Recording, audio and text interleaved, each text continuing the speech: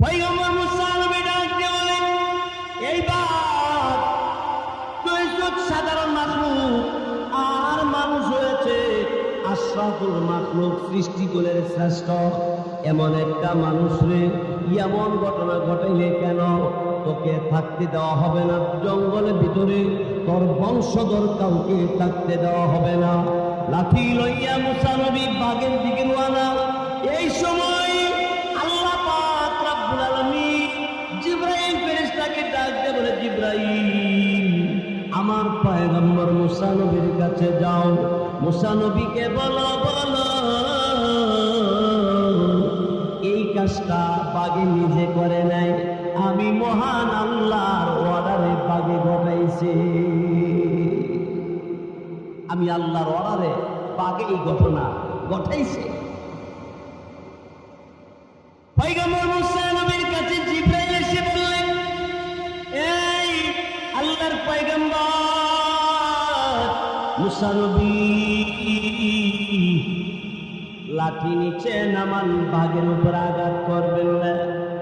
এটা দুনিয়ার কোনো মানুষে করে নাই, বাঘে নিজেও করে নাই, আল্লাহর হুকুমে বাঘে এই ঘটনা ঘটাইছে। এই কথা বলার পরে মুসা আলাইহিস সালাম লাঠি নামিয়ে ফেলেছে।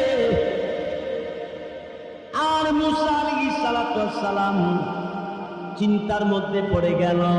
আল্লাহ রাব্বুল আলামিনের বান্দা 400 বছর যাবত আল্লাহর কামর ভিতরে, এরপরও বান্দাটা সুবহানাল্লাহ আলহামদুলিল্লাহ আল্লাহু আকবার বলে আল্লাহ পাকের দরবারে এইভাবে যেই বান্দারা ডাকতে আসে, এই লোকটারে পাকের মাধ্যমে মহান আল্লাহ পাক রব্বুল আলামিন এই ঘটনা কেন ঘটাইল বুঝে আসে না মুসা নবী। মুসা আলাইহিস সালামের বুঝে আসতেছে না। আল্লাহ মুসা পয়গম্বরকে জিবরাইলের মাধ্যমে জানাই দিলেন, জিবরাইল আমার পয়গম্বর মুসা নবীরে বলো, মুসা নবীরে বলো আমার যেই বান্দাটা দুনিয়ার জমিনে 400 বছর যাবত আমি আল্লাহর প্রশংসা করলো, আমি আল্লাহর পবিত্রতা বর্ণনা করলো, আমি আল্লাহ পাকের জিকির করলো, কিন্তু মুসা নবী তুমি যখন জিজ্ঞাসা করেছো তার মনে কিছু চাইনি, তখন সে প্রথম বলেছে মুসা নবী রে তোমারে দেখবার জন্য তার মনে চায়।